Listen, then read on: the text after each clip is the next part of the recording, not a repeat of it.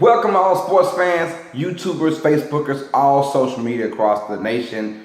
Uneducated Network presents Uneducated Sports Talk, and I'm your host, Carlos Clayton. Today, once again, we have great news going on in the sporting world. Before we get into all that, please, if you haven't, subscribe to Uneducated Network to where you can see my show, Uneducated Sports Talk, and many other shows as well. We got sports, we have gaming, we have Bible verses going on, Bible story time. We have all kinds of stuff going on, and I'm very happy to be a part of this network, and we're going to get bigger and better. So please be the first to subscribe. Subscribe right now.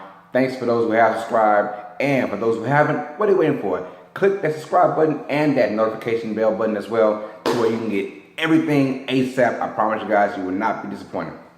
With that being said, let's get into it. This is Uneducated Sports Talk, and we are a mere 24 hours away from the biggest pay-per-view event of the year. We have Conor McGregor versus Floyd Mayweather Jr., and it's about to go down. Weigh-ins came in today, and they're both going to be 154. You got to be, that's the most you can be, that's the limit, 154 pounds. There are rumors saying that Conor was kind of struggling to get into the 154, and I kind of believe him. You know, it's tough. It's tough going into that realm. You know, it's tough going. I think he's like 170 natural, 170 pounds like natural weight, and that's 16 pounds. They usually cut it, 4 or 5, 3 days or less to get into that weight. So I see why he kind of struggled, but like he said it. He's a professional athlete. He's been there. He's done that. He knows the grind. He knows the routine to get to where he wants to be before the weigh-ins come in. And as a professional athlete, talking boxer or mixed martial arts or something in that category, they know they have to, be ready by a certain weigh-in or a certain time. They know that 2 days before they got to be this many pounds. 1 day before, be this many pounds. 5 hours before, be this many pounds. So 154 was the weight limit.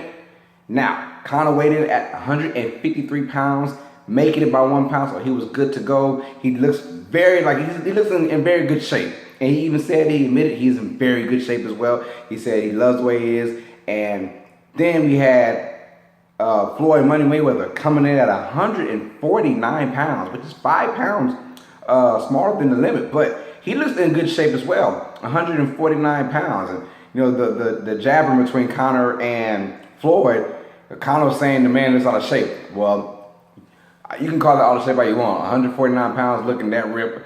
I think Floyd Money Mayweather is in great shape. They're both in great shape. And it's going to be a good fight. Now, the differences between the guys, Conor is a naturally bigger guy. He already said when he's fighting, he'll be 170 pounds, pretty much. Fighting. I can see Floyd being at 150, 155 at the most. You're looking at almost 20-pound difference. Will that make a difference? Nah, not in the fight. It won't. It might even benefit Floyd just because Conor McGregor punches might come in a little slower.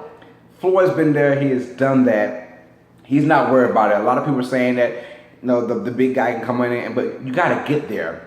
It's easier said than done than just say what you want to do. Against Floyd, you got to go out there and actually prove it. Now, that 20-pound difference can be how it can be to Conor's advantage is, the hits come harder, and it can make you, I don't know what to say, like it hurts more just because he's the bigger guy. But you're talking about the best defensive boxer in probably the history of boxing, Floyd. I don't think Conor's going to touch him as much as he would like to. He's got to get up in there, he's got to bang, and he's got to brawl with him. So we don't know what's going to go on with that. But the whole crowd was frenzied over Conor McGregor. He had that crowd, and he played them, and he will play them tomorrow as well, I believe. He will play them to his advantage, probably. And Floyd's hometown, or town that he lives in, basically Las Vegas, Nevada, they booed the crap out of him. But you knew that was going on. Floyd is pretty much the villain, and Conor McGregor is the anti-hero kind of guy. You root for him just because he's this crazy lunatic guy. And I love the way that they were squared together. And, Floyd is just all calm, peaceful, like, it's all good. I'm not worried about it. And here comes Conor just yapping. A lot of four-letter words going on. I'm going to do this to you and do that to you, a little man, that kind of stuff. And that's why we love Conor McGregor, because he's not scared to talk about anybody at any time, any place. And most of the times, he backs his word up. But Floyd is undefeated. So he has backed his word up every single time. 49-0. Like my man Jordan Turner said, it is ugly. It's an ugly number. But 50-0 sounds smooth and pretty. So Floyd already said this is his last bout. Do I believe him? No. I don't believe him at all. But he says he's going out and he's going to end it early. He said it will not go to full distance like people think it will. I already stated on the last show about the Conor McGregor versus Floyd Mayweather. If you haven't checked out that YouTube show, please look down below on Uneducated Network.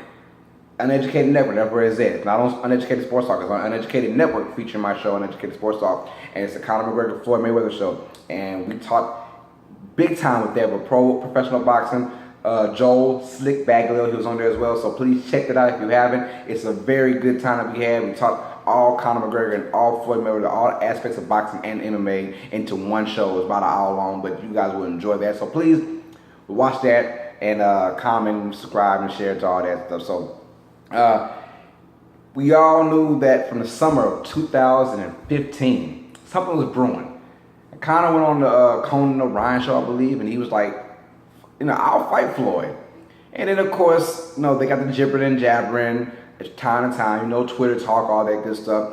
And to be honest, guys like me, and I'm pretty sure the whole entire world, we weren't believing it at all. I know I wasn't. I was like, they can miss me with this. I mean, it's all talk. It would never happen. The best MMA fighter we got so far, and the pound best boxer, that never happens. We all knew that Floyd was for damn sure not going to MMA. That wouldn't last 20 seconds. But we knew that it was a possibility that Conor could go to boxing. And as rumors kept, it would die down, then it'll come back up pretty quick, then it'll die down and come back up. And you're like, all right, are they just pulling our leg, teasing us? And then out the blue, it was, first we got the venue. They said if they fought, it would be August 26th in Las Vegas. And you're like, oh, snap, okay, well, they got the venue, and then literally, I think a day or two later, they announced that the fight is going to happen, and I was stoked. I was like, I was excited as hell. I was like, this is crazy. Did this just happen? So it's happening, and I'm glad to say I'm one of the ones, one of the millions and the millions who actually watched this fight. It might go like we all think with Floyd winning, but you just never know. And I'm happy to say that I'm a part of history. Or I've seen history, because this might not ever happen again, depending on the outcome that goes on. I do have, like I said, Floyd winning, but my money is on Conor McGregor. I told you guys that I put down some money on Conor. Worst case scenario, I lose that little $100, $200 I put in. That's the worst case scenario. Best case scenario is I leave with a lot of extra money. So people are putting their money on McGregor for good reason. Because if he does, when you get a big payday, that's why people aren't really betting a lot for Floyd. But unless you got big, crazy stacks of money, and it's gonna be amazing. I'm happy it's going down, and it planned out and it worked just the way that I want to as a fan for it to go. You had the Paul Malignaggi thing going on, and you had the Floyd and Conor trash talking a couple weeks ago, their tour they did, a little 4-country tour, and it was amazing. And now we get to see it. We are less than 24 hours away from the biggest pay-per-view event in 2017.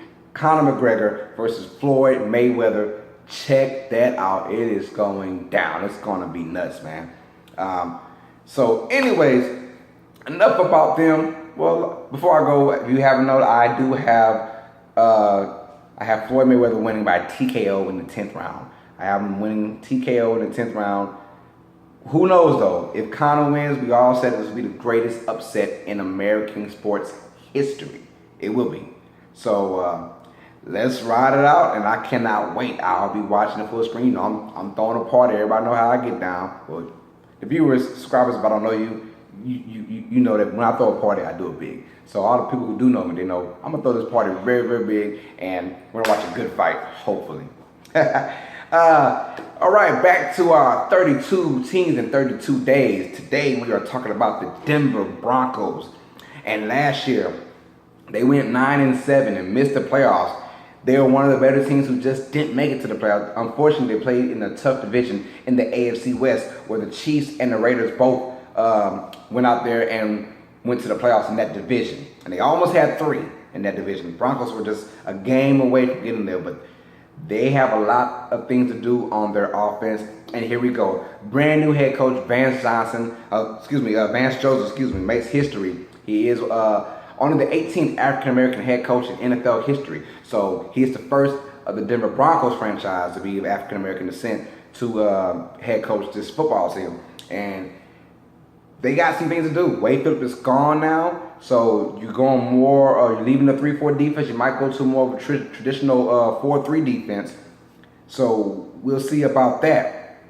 But Trevor Siemian has just been announced as the quarterback of the start of the season. So Trevor Siemian will be the starting quarterback. He has a lot of things to do, a lot of things to learn. He's a decent quarterback. He isn't horrible, but he isn't good either. And that's where it's going to be the problem for them. They needed more weapons on offense to complement Trevor Siemian. And they needed the run game to work as well. And I really don't think they got all their issues fixed. Now, the defense is going to be fine. The defense will keep them in games like it did last year. They won a lot of those games because of their defense. This year, look, I believe in Von Miller. I believe in Von Miller. He said 30 sacks is not. He said 30 sacks is possible. I believe him. I think that motivation will get him about up in the early 20 sacks. I think he'll probably end up with 20 or 21 sacks if he's that motivated. I can see that happen. I believe him when he say 30 sacks is possible. Now, will he get it this year? I really doubt it, but he's going to be on a mission. Him being on the mission, and then you got those cornerbacks going in, and that linebacker core is pretty good. Their defense is going to always keep them in games. But the whole entire thing about the Broncos is their offense. We already know their offense is that poor. When you have Demaryius Thomas in there, you got to make things work. Now, they got halted with C.J. Anderson's injury last year. So you bring in Devontae Booker, who came in, he struggled mightily for them as well. So now you got needs to fill. And hopefully for this draft, they kind of got what their needs, but we'll talk about that in just a second. Trevor Siemian is going to have to up his level by another notch for this Broncos team to make the playoffs. Because like I said, you have the Chiefs and you have the Raiders in this same division. It's already tough. If you haven't noticed, I've been saying it forever now. I think the AFC West is the toughest division, then the NFC South, then the NFC East. The AFC West is just top to bottom. I mean, Chargers could be anybody at any given time with Phillip Rivers. So that's what I'm saying. The Broncos have to have good balance. The running game needs to be on point. The play action game is going to help out Trevor Siemian pretty much for this season. I think Vance Joseph has an idea about what he wants with this team, and he's going to go out there and try and make it work out. Now, they drafted a big need, which is offensive line, and they got Garrett Bowles out of Utah to tackle. Rumors have it he's been struggling, he's been cocky, and he hasn't really been practicing. He thinks he's better than everybody, and he has to understand, dude, you're still a rookie. So I've been hearing those rumors, and hopefully it doesn't backfire on the Denver Broncos. It doesn't backfire for Garrett Bowles as well, because I want to see him succeed. He has a great backstory. If you haven't heard his backstory, go ahead and check it out on Google or something. A great backstory. And then you have DeMarcus Walker. He comes in as a DN. They needed pressure from the defensive line. Well, not even pressure, but they needed more, should I say, depth. Because now you're going to the 4-3 a little bit. They might stick a little 3-4, but they'll go more 4-3 than normal because Wade Phillips is gone. So you go with the 4-3, and I think that Walker will be very beneficial to them when it comes down to depth. Von Miller's a man. He's going to play a lot of snaps, and he already knows that, and he's not going to stop. And then we have the third round pick, Carlos Henderson, wide receiver from Louisiana Tech. He's a burner. He's a fast guy. but he's very savvy with his hands. He can catch just about anything, and they need that. When you put him up with Demaryius Thomas, you need weapons for Trevor Siemian to at least have something. So I think he's a great addition to that team. Then we have Brandon Longley as a cornerback. He was sort of a developmental kind of guy. 4.4 speed, 6 foot. So you think in the long haul he will do you wonders. But they already have Aqib Talib and all those guys. They got cornerback help already. So he's more of a developmental guy. But when he gets his foot settled in, hopefully he can come out and do wonders for the Broncos. Because their defense is pretty much set, to be honest. But their offense needed help. And then in the 5th round, they got Jake Butt, the tight end from the Michigan Wolverines. He had an injury issue going in, and that's why he slid all the way down to the 5th. I think he was like a 2nd round pick officially before his injury. 5th pick, they got him. They think he's going to be good. He's ready to go. He's going to be a key, I guess, player for the Denver Broncos and for Trevor Siemian when he has a lot of checkdowns. They're going to need some help.